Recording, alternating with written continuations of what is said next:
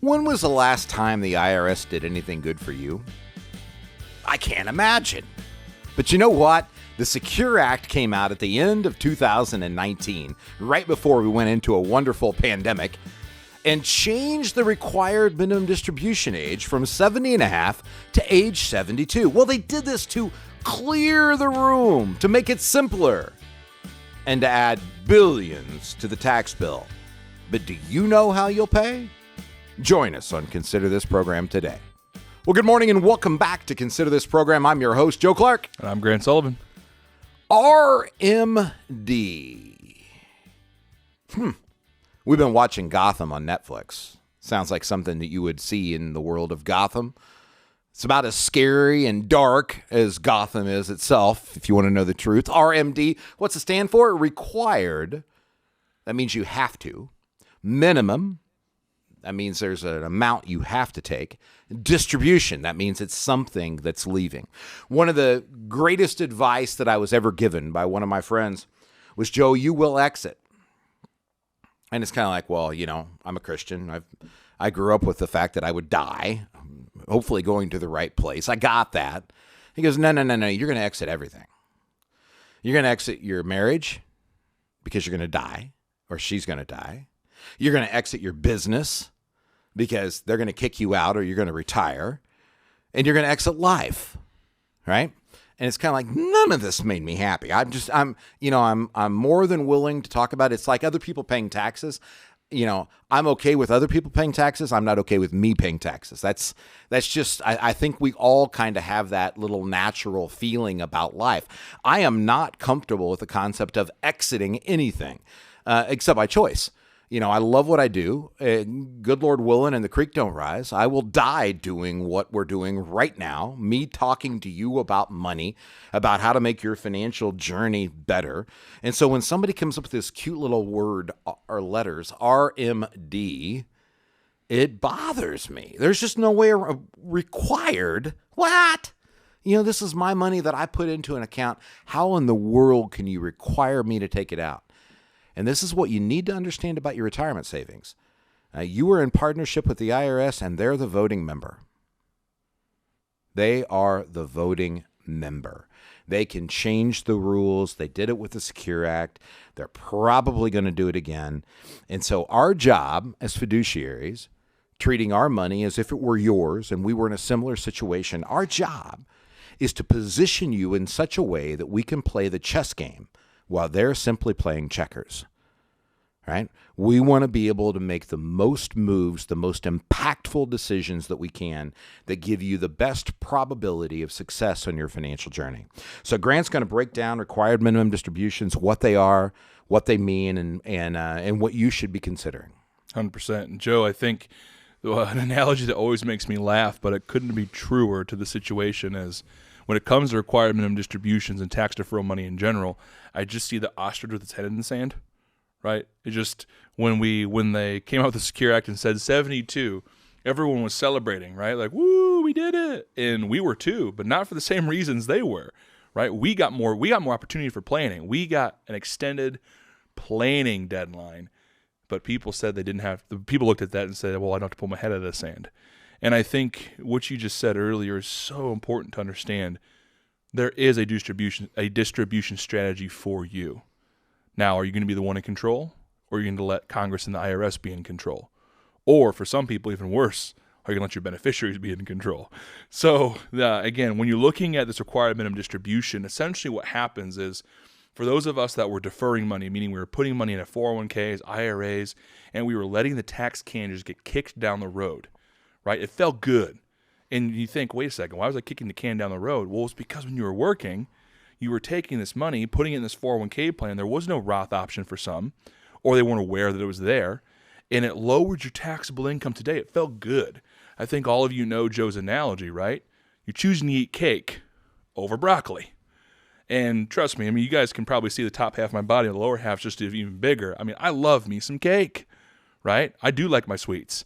And so we were doing this. We were just ingesting all this cake for all this time. Then we get to retirement, or we're getting close from that preservation stage of finance, right? And we see this balance on the sheet, right? We look at our statement, we go, whoa, Joe, Grant, I crossed $1 million. Or Joe Grant, I crossed 3 million, 4 million, 5 million. And all of a sudden, this statement takes on a life of its own. You don't want to touch it.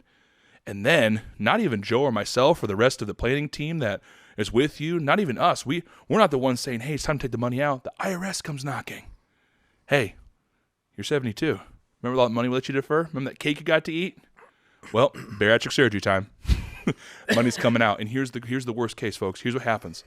Every year you age, the IRS takes more. And every year that we grow the money in the account, the IRS takes more. It's a double-edged sword. And so for those of us that have our head in the sand, let's stick it out. Let's pull our head out of the sand and go, wait a second. How can I take this chess game that I've been kind of keeping myself away from for so long and start playing it appropriately? Because age 72, they're coming. They're coming for it, Joe. They're coming hard. They're coming hard, right? What is that? The redcoats are coming, right? The IRS is coming. The IRS is coming. And we need to be singing this from the top of every hill and mountain. So now I guess the next question is, okay, Grant, Joe, I get it. I'm there. So what do I do now? Right? What do I do now? And this goes into the proper tax planning we alluded to early on in the show. Get to planning. Remember, folks, the tax code right now has the potential to change, and the probability is very high in 2026. And so the tax code's on sale. And if you're not taking those required minimum distributions, and you don't want that double-edged sword coming at you from the IRS, let's start playing it so it works for your situation. We had a lady, I won't sit down and talk with somebody that doesn't bring their tax return in. And honestly, I will tell you, if you're doing financial planning with anybody who can't tell you what's going on by looking at your tax return, or you haven't showed them the tax return, you should respectfully dismiss the relationship. The tax return is a one-hit wonder. There's no way around it. So we had a father who died right before I met him. Mom moved me the money in 2003 or 2004, and a couple $1,000,000, professor at Purdue, and inside of a 403B, and that's like a 401k for you people who work in the profitable sector. The public sector is a 403B, nurses, doctors, hospitals, teachers. Anyhow, so it's about $1.9 million, I guess, when the account moved over. And she wouldn't show me her tax return for 2 or 3 years. Now, I won't allow that today, but 2004, 2005, I really had no choice. You know, we were a younger company. And I did a huge disservice by not being a jerk. So I finally get a hold of her return. I don't know why she finally coughed it up. I can't tell you why.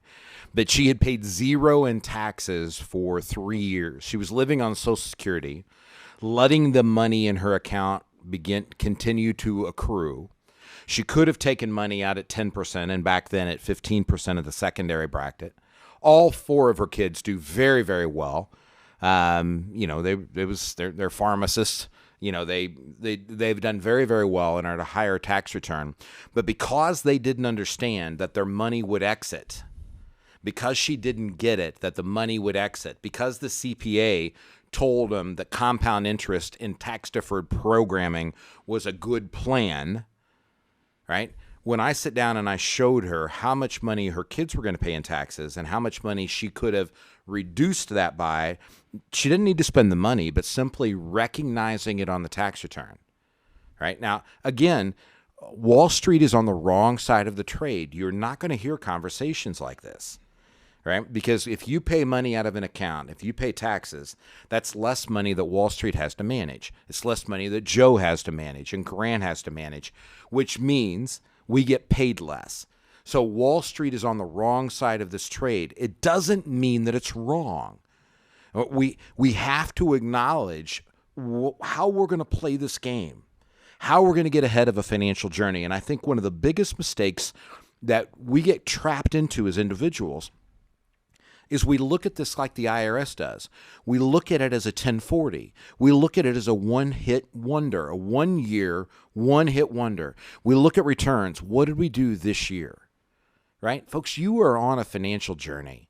You are in charge of your own pension fund. No different than General Motors' pension fund, Caterpillar's pension fund, Lilly's pension fund, where you've got people like me and Adam and Andrew who are trained to manage money, and we turned it over to you. And that's okay. And it looks like it works because it continues to grow. But how you get it out is an entirely different story. And the bad news is I love to cook, right? Grant talks about cake and broccoli. I love to cook. Here's the good news about cooking. I can mess up and order pizza. You get one shot at retirement. One shot. There's a reason I've done this for 35 years, and I will do it as long as the good Lord allows. Right? It is a confusing world with a lot of moving parts that are going on. But the one thing that we all have to acknowledge and understand is that our money will exit. Our money will either go to our spouses, go to us for income and distribution, go to our beneficiaries, or go to our charities. What we have to make sure is that it doesn't go to the IRS. And one way to prevent that, so Joe, I'm going to throw another cute little acronym in the soup here, the alphabet soup. So a lot of families look at us and say, Grant, Joe, does this ruin my qualified charitable distribution strategy? For some families who are charitably inclined to understand the tax code, they said, they were taking required minimum distributions. Well, Joe, Grant, this age moved to 72. Am I in danger? No. Not only no, it's because you're taking your RMD ahead of time, but also they did leave the QCD, qualified charitable distribution, to still be able to be taken at 70 and a half, which is very, very powerful for gifting strategies. So especially if you're taking the standard deduction, or can take the standard deduction if you removed the charitable stuff. Your checklist for this is simple. If you're over 70 and a half, you're charitably inclined, and you have an IRA, notice I didn't say a 401k, and you have an IRA, you can do a qualified charitable distribution directly to the charity. You do not have to recognize that portion of it as a required minimum distribution, though it does satisfy that.